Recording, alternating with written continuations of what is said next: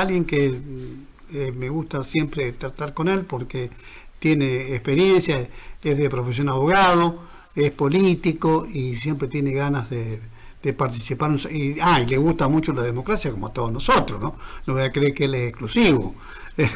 Así que buenas tardes, Marcelo Arancibia, ¿cómo estás? Buenas tardes, Carlos. Un placer estar con vos. Gracias, igualmente, Marcelo. Bueno, comienzo, estaba hablando del presupuesto, creo que es clave en muchas cosas, pero me gustaría tu enfoque en general, cómo estás viendo esta etapa en la que se van produciendo cosas, no tanto los dimes y diretes, sino cómo se va a plantear, de qué manera se va a plantear tanto el gobierno como, digamos, lo que hay de oposición, especialmente un PRO de Macri que prácticamente ha quedado virtualmente desplazado por sus mismos militantes o afiliados que prácticamente han hecho algunos ranchos aparte y se han ido con Milei directamente. Esto es lo que se dice, ¿no? Bueno, a ver, en el caso de Macri está claro que Milei tiene una relación con el expresidente meramente oportunista, si se me permite esa expresión, es decir, cuando el gobierno nacional está necesitado de respaldo en el Congreso, recurren a Macri, pero si el resultado electoral ha sido favorable al gobierno nacional, bueno, Macri queda fuera de toda consideración, porque está muy claro que el gobierno de los hermanos Milei no va a compartir un centímetro de poder con Mauricio Macri ni con nadie. En todo caso, debe haber un alineamiento y una, digamos, una transfiguración de los dirigentes del PRO o de los que en función de la tabula rasa se suman a la fuerza del cielo, como la denominan los libertarios, y bueno, lo que se exige es una disciplina y un alineamiento total a esta diarquía de Javier y Karina Milei. Este no es el caso de Macri. Macri pensó de que el resultado electoral no sería tan favorable al gobierno nacional y ahí se abriría una puerta de una suerte de cogobierno, incorporando el PRO funcionario en el Ejecutivo y manejando una cuota de poder importante en el Congreso de la Nación. Eso no resultó. La victoria de la Libertad Avanza fue muy clara a nivel nacional y esto, bueno, ha fortalecido la tesis de que el poder no se comparte, menos con personas ajenas al círculo más íntimo del gobierno del presidente de la Nación, que es su hermana. Y dicho esto, pasamos a otra cuestión donde el gobierno nacional ha resuelto que era un problema muy serio que se había desmadrado, que era la interna dentro del gobierno nacional, el ala de la hermana Karina y el ala del asesor Santiago Caputo. Y me da la sensación que claramente esa pulseada la ha ganado Karina Milei. Quien ha avanzado en varios casilleros, en colocar varios funcionarios en el gobierno nacional, como el caso de Adorni como jefe de gabinete, el caso de Santilli en el Ministerio del Interior, la permanencia de los primos Menem, uno como presidente de la Cámara de Diputados y el otro como mano derecha y mano izquierda de Karina Milei en la Secretaría General. Bueno, ha resuelto por ahora esa interna partidaria con un claro derrotado que es Santiago Caputo, que sigue siendo un asesor en la sombra, sin firma, con mucho poder en los organismos muy sensibles de la nación, como la CIDE, como la aduana, como la Exafip o Yarca, etcétera, en la justicia, y me da la sensación que, bueno, esto se va viendo con el tiempo, una exclusión de la toma de decisiones de Santiago Caputo a favor de Karina Milei. El último reajuste ha sido la cuestión esta de montar una embajada paralela con Estados Unidos a través de un personaje muy oscuro, como es Santiago Caputo, también un personaje oscuro, Bennett, que oficiaba ahí como nexo entre la Casa Blanca y la Casa Rosada. Parece que esto también ha sido ya resuelto y la relación con Estados Unidos no va a ser como hizo Kirchner en su momento con Chávez, con una embajada paralela, sino va a ser directamente por los canales institucionales que controla la hermana del presidente, a partir también del nuevo canciller que viene de la confianza de la hermanísima. Entonces, ahí tenés dos cuestiones. No va a haber un cogobierno con el PRO, internamente se ha resuelto a favor de Karina Milei, y bueno, ahora se le abre al gobierno nacional una ventana, una oportunidad de lograr acuerdos y consensos con los gobernadores de provincia y en el Congreso de la Nación para dos temas centrales. Primero, el país necesita darse un presupuesto nacional.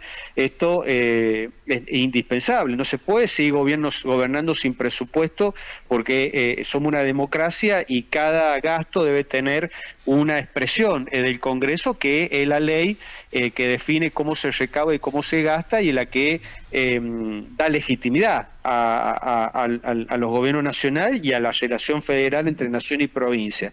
Esto aparentemente se trataría una vez que asuma los nuevos legisladores, después del 10 de diciembre, y para febrero o marzo se dejan 2 o 3 reformas estructurales que el gobierno nacional las presenta como indispensables para acompañar lo que es el control de los precios a bajar el costo en lo que hace a la productividad y a la competitividad argentina en relación al comercio internacional, es decir, bajar el costo tributario y bajar el costo laboral, quedando para adelante la cuestión previsional, que es sumamente sensible, aunque todo es sensible, incluido, bueno, también tratar el nuevo Código Penal, donde ahí el gobierno nacional expresa su faceta de la mano dura, que, bueno, con Burlich ha logrado un acompañamiento de una mayoría social cansada de la inseguridad que padece la Argentina.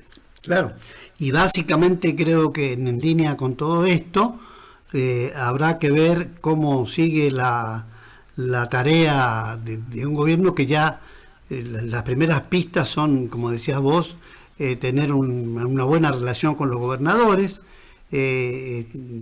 realmente apalancado por esta gestión geopolítica internacional con Trump, y creo que por ahí pasa buena parte de que con qué imagen se puede avanzar. Bueno, no es mala la imagen que da Trump, pero a ver cómo se definen cosas, porque ya se está hablando, en el caso de Caputo, ya de levantar el cepo directamente, ¿no? Bueno, a ver, lo que ha trascendido de las reuniones de Caputo con el sector financiero internacional es que van a mantener las bandas. Vamos a ver si se acelera la política de devaluación tanto del techo como del piso, pero claramente, bueno, el dólar, a pesar de que ha mejorado la consideración de estos mercados, ha bajado el riesgo país. Hay un apoyo muy decisivo y fuerte de los Estados Unidos. Sí hay un cambio en la política económica, porque, bueno, sostienen muchos economistas que con un dólar barato que favorece bueno, las importaciones, el turismo internacional y no la acumulación de reservas para cumplir con los compromisos que Argentina tiene con ese mundo financiero, debiera ser revisado. Veremos. Lo cierto es que al gobierno se le ha abierto una oportunidad de poder resolver cuestiones centrales en la política Argentina, y se verá cómo lo administra a esta victoria que ha tenido el 26 de octubre en el Congreso de la Nación y la relación con los gobernadores. Si uno ve la característica de los hermanos Milei, donde ellos exigen valor y subordinación, que no son de acordar y de ceder poder, tampoco dinero, para las provincias, ¿cómo se resuelve estos conflictos? Porque, a ver, así como la nación requiere de credibilidad a partir de un gasto racional y una recaudación seria, las provincias están pasando por una situación donde gran parte del ajuste lo están pagando los estados federales, los estados provinciales. ¿Hasta dónde se llegarán los acuerdos? ¿Hasta dónde se llegará la atención? ¿Cómo se llevará adelante esto? Si se exigirá el acompañamiento de senadores y diputados provinciales a cambio de nada o a cambio de algo. Habrán hijos y entenados. Hay 4 provincias que la nación ha decidido no considerarla, lo cual me parece grave y preocupante, aunque los personajes de esa provincia sean personajes graves y preocupantes como Kicillof. que gobierna la principal provincia del país, casi el 40% de la Argentina. Así que bueno, las tensiones políticas van a persistir en un gobierno que, bueno, se sube a todo banquillo de la extrema derecha y donde la lógica es incentivar la ira, la bronca, la confrontación, buscando enemigos, buscando chivos expiatorios para relegitimar su discurso. ¿Va funcionando? Sí, va funcionando y bueno, no sé si el gobierno de los hermanos Milei esté dispuesto a cambiar algo que le ha funcionado. Por lo tanto, estamos ante esta incógnita de qué va a pasar con el tratamiento de estas leyes que son importantes, que son necesarias, pero que también pueden llegar a provocar grandes perjuicios a algunos sectores, poner grandes perdedores para lograr que Argentina controle su inflación, no emitiendo dinero, no endeudándose, baje el costo argentino, por ejemplo, abaratando la mano de obra, que esto es lo que preocupa muchísimo sectores vinculados al trabajo y que nos debiera todo preocupar, y cuestiones, bueno, tributarias, donde la provincia de San Juan, que es una provincia nación dependiente de recursos fiscales, puede también verse perjudicada si se impone este proyecto de eliminar ingresos brutos y sellado, incrementar el IVA, y que las provincias reciban un porcentaje del IVA en función de su capacidad de consumo. Si esto es así, nosotros comparativamente con provincias mucho más grandes, mucho más productivas, como Mendoza, Córdoba, Santa Fe, Buenos Aires, provincia de Buenos Aires, bueno, estamos en el horno, porque no generamos la cantidad de IVA o de ganancia como para poder subsistir con esos recursos para mantener el estado que tiene la provincia de San Juan. Entonces, bueno, estamos en un momento donde hay que tratar de no tirar por la borda el sacrificio de la sociedad argentina para controlar la inflación, pero también estamos en situaciones de suma delicadeza, porque esta política de atrasar el dólar e incentivar el endeudamiento ha fracasado en el pasado. Lo novedoso es el apoyo de Estados Unidos, que impone los dólares para que esto no estalle, y lo otro, bueno, si estas reformas estructurales se van a dar, de qué manera se van a dar para mejorar la producción del país, no sea simplemente para abaratar el costo y perjudicar a vastos sectores de la sociedad argentina. Esto en los 90 lo vimos. Claro. Y tenemos además, Marcelo, el caso particular de la provincia de San Juan, que su gobernador está tratando también de tener un entendimiento con el Poder Ejecutivo Nacional, habida cuenta de, bueno, está en marcha, está abierto el tema de Rigi, habrá que ver cómo sigue esa historia y habrá que ver cómo se maneja el presupuesto de San Juan, que siempre te ha tocado hacer referencia, la cantidad de ayuda que recibimos la nación. Si eso no se sigue manteniendo, pueden haber algunos problemas, ¿no? Bueno, comienzan a reflejarse alguna preocupación o algún planteo de los intendentes justicialistas, Claro. que piden la entrega de ese fondo municipal que la provincia no ha entregado para obras. Es decir, el ajuste nacional ha afectado, entre otros, a las provincias, y el ajuste de la provincia está afectando a los municipios.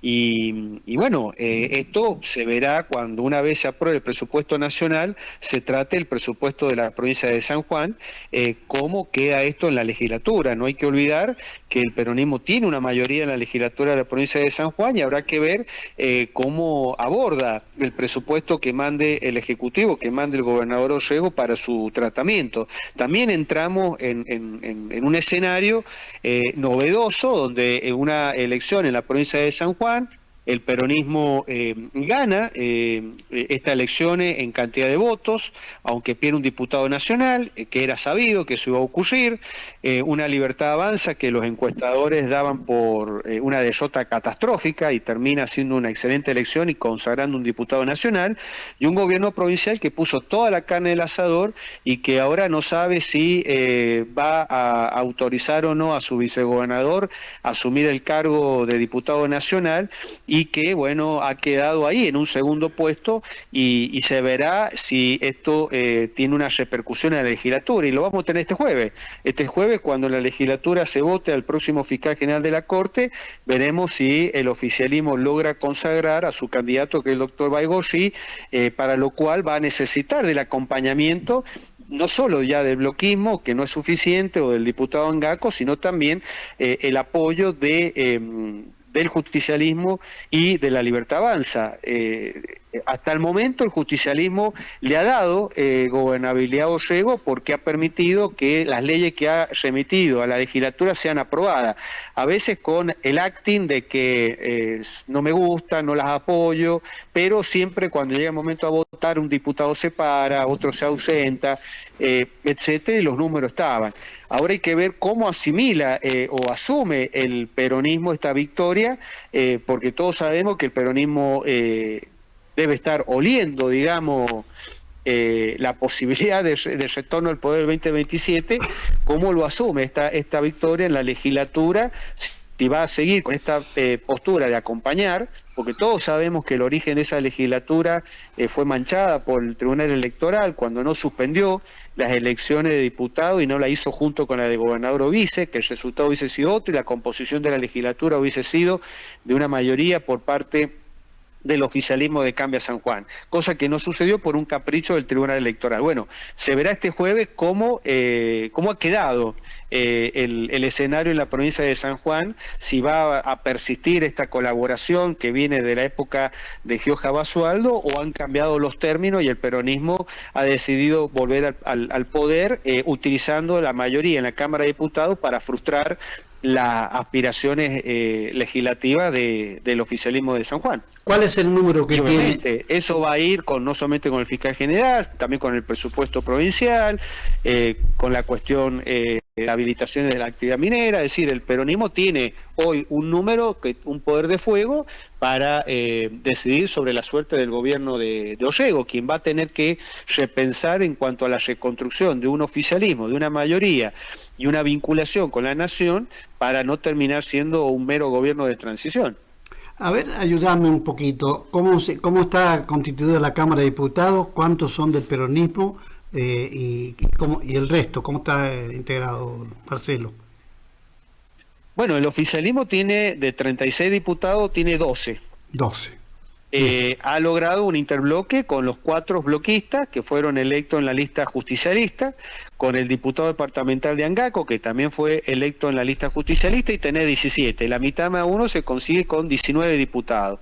Luego tenés un diputado libertario, el doctor Patinela, y el resto son todos justicialistas, donde responden a distintas tribus, si se me permite la expresión. Hay 2 diputados que responden a Gioja, hay un diputado que responde a Gramajo, un diputado que es el Franco Aranda, que se autorrepresenta, y el resto vienen del uñaquismo. Hay un diputado de la CGT, Cabello, y hay diputados departamentales que han acompañado al gobierno provincial, como el caso de los diputados de Calingasta, Uyum y Valle Fértil. Bueno, se verá si ese escenario de acompañamiento de diputados justicialistas, de Gramajo, de Aranda, del geojismo, que han venido en la mayoría de los casos acompañando, estos diputados que he mencionado de la CGT, los departamentos también, si se mantiene, o si el peronismo se abroquela y decide, bueno, trabajar para volver al poder, bloqueando las iniciativas del gobierno provincial o poniendo un ternado en la Fiscalía General, que no es el que procura el gobierno provincial. Entonces, bueno, ahí veremos cuál va a ser la relación de fuerza o de colaboración entre oficialismo y oposición en la provincia de San Juan. Claro. Estaba pensando también, Marcelo, que en estas circunstancias se hace imprescindible entonces contabilizar bien, ver cómo se van tratando cada tema. Por ejemplo, ya lo hemos hablado, pero el caso de la selección del fiscal general, creo que ese es el primer escollo que se puede producir. Veremos qué tratamiento tiene. Muchos hablan de que el doctor Guillermo Baigorri sería el nuevo reemplazante que tenga el extinto Cuatro Panes. Bueno, habrá que ver eso, y a partir de eso ir viendo cómo sigue, porque puede ser sesión a sesión, ¿no? Y claro, la designación del próximo fiscal me parece clave porque es un cargo muy delicado desde el punto de vista institucional, muy importante por las facultades que tiene el nuevo fiscal en este esquema de penal procesal que se ha decidido en la provincia, el famoso código acusatorio. Entonces, bueno, ahí se irá viendo si se mantiene o no este esquema de gobernabilidad que hay en la provincia del año 2003 a la fecha. Esquema de gobernabilidad en la cual la oposición basualdista fingía de oposición, pero hacía oficialismo en la legislatura, y ahora, desde que el gobierno llegó, pasa lo mismo, pero en sentido inverso. Fíjate vos que en la última sesión que ha tenido la legislatura post elecciones 26 de octubre, por primera vez desde que el gobierno llegó, el justicialismo impone la sanción de una ley que era un pedido de informe sobre el tema de la construcción o las obras que se hacen en la circunvalación. El anterior antecedente creo que fue un chispolloteo que rápidamente se arregló, fue en diciembre del 2023, cuando los diputados peronistas votaron desarmar ese fondo municipal y coparticiparlo. Bueno, Orrego lo vetó, y ese veto quedó, la ley no fue insistida, y por lo tanto, bueno, se respetó ese tema de la administración del Ejecutivo de ese fondo, creo que se llama FODERE, que es el que están reclamando ahora los intendentes justicialistas que se entregue. Así que bueno, veremos si ese esquema de gobernabilidad persiste o algo ha cambiado en la provincia de San Juan y el peronismo, desde la mayoría que tiene en la legislatura, decida comenzar a desgastar al gobierno provincial para generar las condiciones para volver en el 2027. En el caso del gobierno de Orrego, lo que va a tener que hacer es replantearse varias cosas en la relación nacional, si va a tener este no discurso de la tercera posición, que claramente en una sociedad que se polariza, el que no está con Milei o no está con Cristina queda fuera del juego electoral. Esto es así, lamentablemente, y uno le encantaría que existiera una oposición o una opción democrática distinta a la de Milei o la de Cristina, pero así están echadas las cartas por lo menos hasta el 2027. Y en la provincia de San Juan, el gobernador, además de reconstruir una mayoría en la legislatura, debiera repensar un gabinete donde, bueno, el gabinete de Santa Lucía, cuando él era intendente, llevaba a la provincia, y me da la sensación que construir una nueva mayoría más firme, más previsible en la legislatura provincial, le exigiría, bueno, ampliar su gobierno en otros sectores. Y acá hay un gran dilema, porque así como Milei tiene ciertas características y él acelera en la curva y no está dispuesto a ceder poder, salvo que se lo indique Estados Unidos.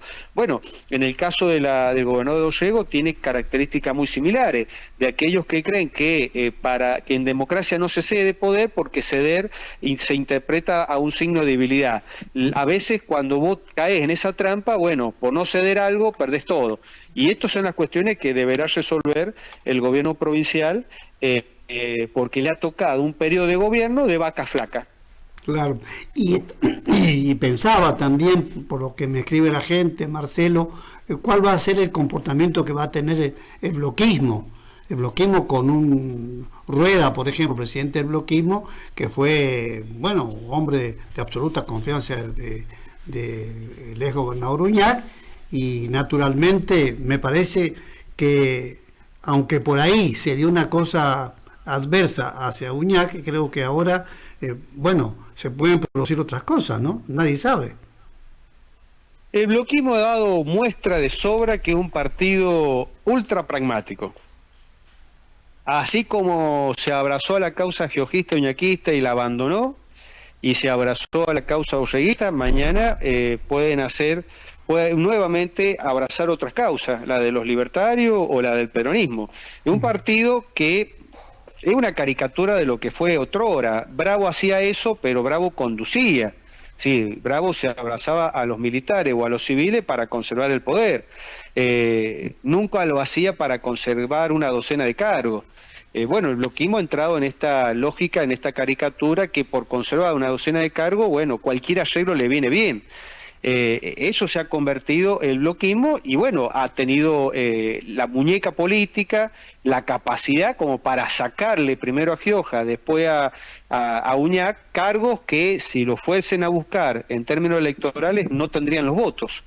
Bueno, harán o intentarán la misma estrategia con Ollego.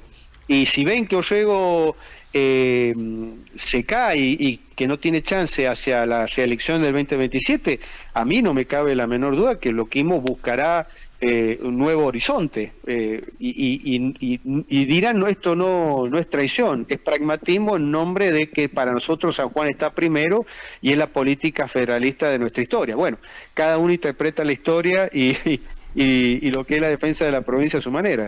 Claro, si uno mira el bloquismo de la forma que está planteándolo vos, y históricamente siempre ha estado colaborando con el oficialismo. Graciela Casella en su primer momento conseguía cosas para ella y algunas para el partido, y así se fueron dando las circunstancias hasta que heredó esta situación Rueda, y bueno, y se van dando cosas que necesariamente con pragmatismo, como decís vos, es el modo de encontrar el mejor resquicio a la hora de decidir cosas que tienen que ver a veces con lo personal y a veces también con lo institucional. Generalmente es un voto que está expectante, sobre todo para quien gobierna, ¿no? Que necesita analizar con cuidado muchas de las cosas que han pasado en esta provincia, ¿no? Bueno, cuando Perón llega al poder en el 45-46, Federico Cantoni decidió un retiro táctico de la política. Bravo vuelve después de su experiencia de acompañarlo a a Cantoni por la embajada de la ex Unión Soviética, y se toma la conducción del bloquismo y lo lleva al poder. Y lo lleva al poder con mucha astucia, con mucha capacidad política de conducir el bloquismo, los procesos políticos de San Juan, con civiles, con militares, ganándole al peronismo, ganándole al radicalismo y subiéndose a las olas ganadoras a nivel nacional, o a los consensos nacionales. Si la gente apoyaba los golpes, él estaba con los militares. Si estaba con Alfonsín, estaba con Alfonsín, con Menem, etcétera, etcétera. Bueno, el Pueblo Bravo, a principios de esta década, después de la debacle de la Alianza, que se llevó puesto a los partidos que lo integraron, que nunca más se recuperaron en términos políticos electorales, lo llevó hacia el justicialismo como una suerte de retiro táctico. Lamentablemente el pueblo falleció tempranamente y quedaron sus herederos, quienes, convirtieron al bloquismo, y esto lo digo con respeto, pero como un observador de la política sanjuanina, en una A ver. político, en un partido político cuya única preocupación es conservar los cargos que han logrado obtener dentro del gobierno de Gioja, dentro del gobierno de Uñac, y se verá ahora con Ollego. Bueno, pero además ellos se representan a sí mismos. El bloquismo de Cantoni y el bloquismo de los Bravos representaban a la sociedad sanjuanina. No era un discurso vago, vacuo o oportunista. El oportunismo en todo caso era utilizado para mantener un modelo de sociedad sanjuanina y estar al frente del poder. Eso ya es historia, ¿no? Sí, eso ya desapareció. Como bien dices vos, Bravo consiguió muchísimas cosas, arrancó muy bien cuando volvió de sus misiones diplomáticas y bueno, condujo el partido. La transición la hizo Posleman, que se quedó de gobernador de la dictadura, y así obtuvo una elección democrática, pero también eso le trajo algunas consecuencias, con el tiempo. Es decir, a poco que asumió como gobernador, a los 2 años se tuvo que renunciar. Es decir, fue otra historia, pero la troncal tiene que ver con esta reflexión que has hecho, y ya eso es parte de la historia. Ahora se vienen otras cosas mucho más importantes por los tiempos, y también pensar un poco, lo hemos dicho muchísimas veces contigo, ¿no? Pensar mejor en el tema de de las renovaciones, que la renovación no sea simplemente una picardía. Creo que, y ahí hay un problema que no lo has marcado, pero que implícitamente está en lo que viene, a ver cómo se va a resolver el tema de la nueva ley electoral, ¿no? Con un peronismo, recompuesto con esta última elección, ¿no? Y con la mayoría en la legislatura, claro. Así como se perdió casi 2 años para sancionar una ley del Consejo de la Magistratura y no terminar con esta designación tan sensible como el fiscal general con una ley amañada, bueno, tampoco se tomó una decisión a tiempo para cubrir el vacío de la ley de Lema. Hoy el justicialismo con la mayoría en la legislatura no va a sancionar una ley que le pueda perjudicar en términos electorales. En todo caso, va a ser una ley a su medida. Y ahí yo dudo de que el peronismo vote la boleta única papel. Claro, que sería lo central, ¿no?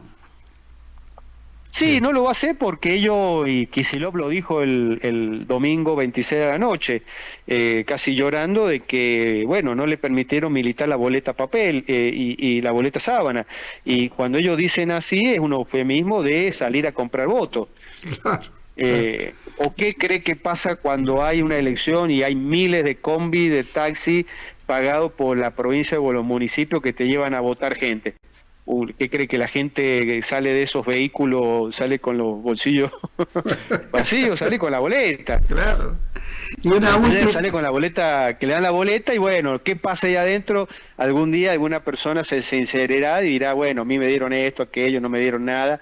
Pero bueno, el tema es que hemos quedado condicionados a esa mayoría peronista que, bueno, insisto, el día jueves, cuando se trate el tema de la designación del próximo fiscal general, veremos si el peronismo ha decidido ir por el poder, con lo cual va a empezar a esmerilar al gobierno provincial y lo primero es impedirle que llegue el doctor Baigorría como fiscal general y de luego, bueno, seguramente habrá problemas con el presupuesto y se sancionará una ley electoral a conveniencia del Partido Justicialista. Claro. Una línea sobre tu análisis sobre Trump, Milei, Caputo, ¿qué estás viendo en todas estas cuestiones económicas? ¿Lo ves bien? No, mira, creo que lo más interesante que ha ocurrido en estos días es el surgimiento de no solamente del nuevo alcalde electo de Nueva York, sí. Mandani, sino que un nuevo discurso y una manera nueva de plantear a la extrema derecha, que había dominado las redes sociales y parecía impugnable.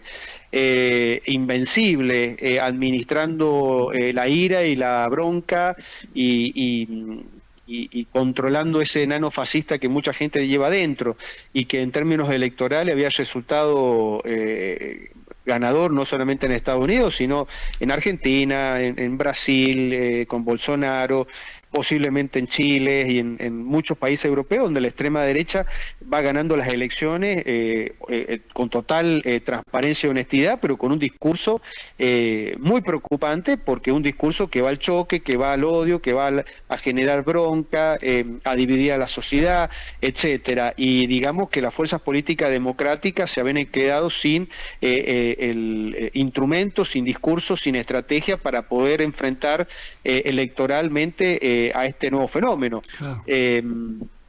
Claro. La aparición de Mandani, y acá hay que decir a los peronistas que se olviden, ellos no son la representación de esa socialdemocracia o socialismo democrático de Estados Unidos, de Nueva York, porque esa gente honesta, esa gente es transparente, esa gente ha llegado donde ha llegado porque escucha a la gente y porque representa sus inquietudes, sus necesidades, sus aspiraciones. El peronismo es otra cosa, un peronismo con un discurso viejo, con gente comprometida con la justicia, si no miremos la causa Cuaderno en estos días.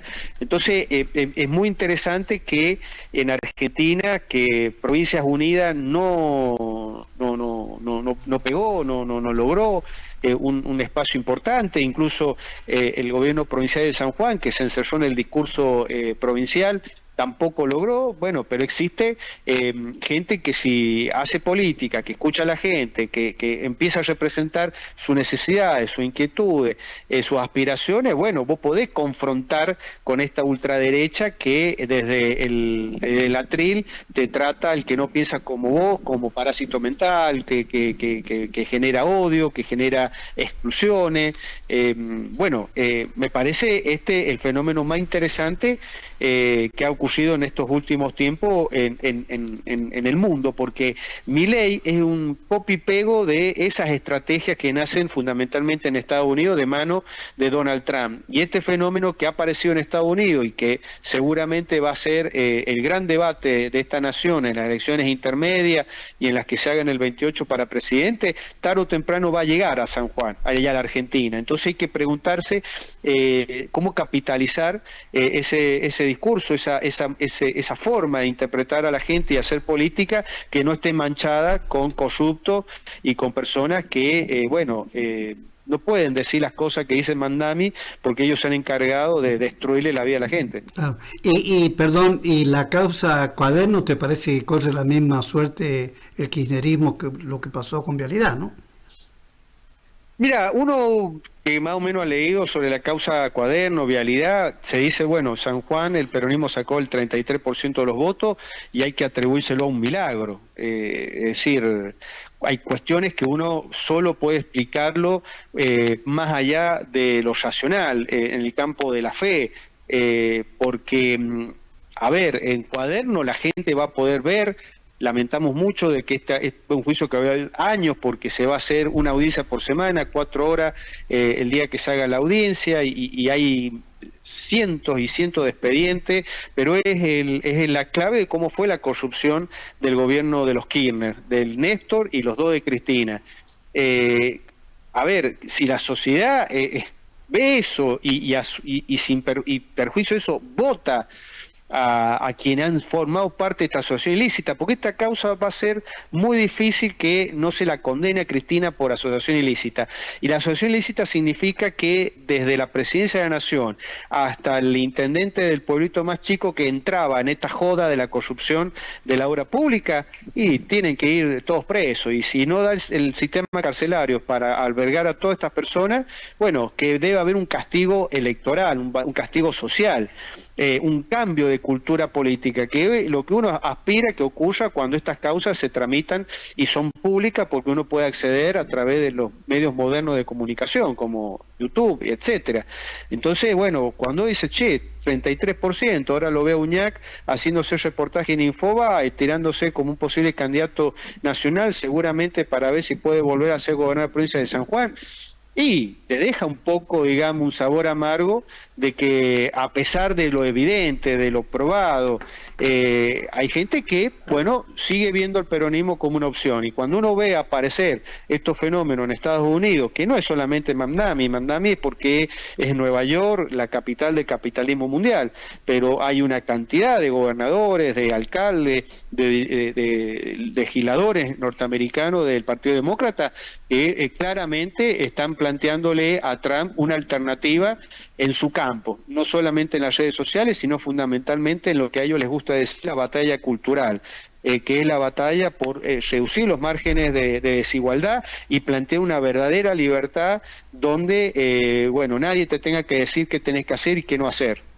Bueno, un senador Uñac, indignado, le responde a un periodista en San Juan que él no se había establecido la dieta, sino que era obra de Villarroel, una cosa de lo más desprolija la forma que respondió, y sin inmutarse le dijo que le preguntemos a Villarroel por qué tienen 10 palos los senadores. Parece que estas cosas, hasta que la gente no internalice la cantidad, esta que estás marcando vos, de que la causa Cuaderno, que es un escándalo del principio al fin, es una película del afano, y que naturalmente uno le da cosas y le da la idea que acá es muy difícil encontrar el punto medio, porque claro, estas cosas que debes responderla con el voto, al contrario, te metes ahí porque algunos dicen que lo más importante para la persona es hacer política y meterse justamente en ese tipo de barro,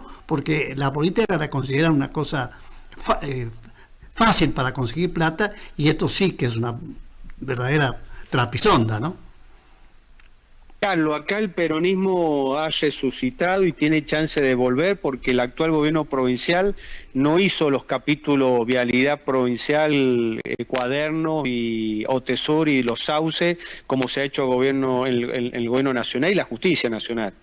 El único amague fue un pedido de informe por los famosos caños del acueducto, donde se habrían malgastado 50 millones de dólares. 50 millones de dólares. Para San Juan, una fortuna. Y todavía ese pedido de informe no es contestado. Entonces, bueno, si el esquema de gobernabilidad que ha imperado del 2003 a la fecha subsiste, y bueno, también va a subsistir esa protección para que la gente de San Juan no llegue a conocer a ciencia cierta qué fue y qué pasó durante 20 años de gobierno justicialista. Y la culpa es el que tiene la información y no la da a conocer. Claro, y por más que se publique en las redes sociales, es imposible cuando no hay un comportamiento así, orgánicamente. No pasa más de la habladuría en las redes sociales. Acá lo que se necesita son presentaciones formales y que la justicia investigue qué pasó con estos 20 años. Mira, te pongo un ejemplo. Ahí se está gastando muchísima plata para ver si se poner en funcionamiento la fábrica de paneles solares. La carta que Devido, cuando marchó preso Devido, que se la dirigió a Gioja, una de las cosas que dijo que habría que investigar para ver si tenía o no las manos limpias era la fábrica de paneles solares, que nos salió 113 millones de euros.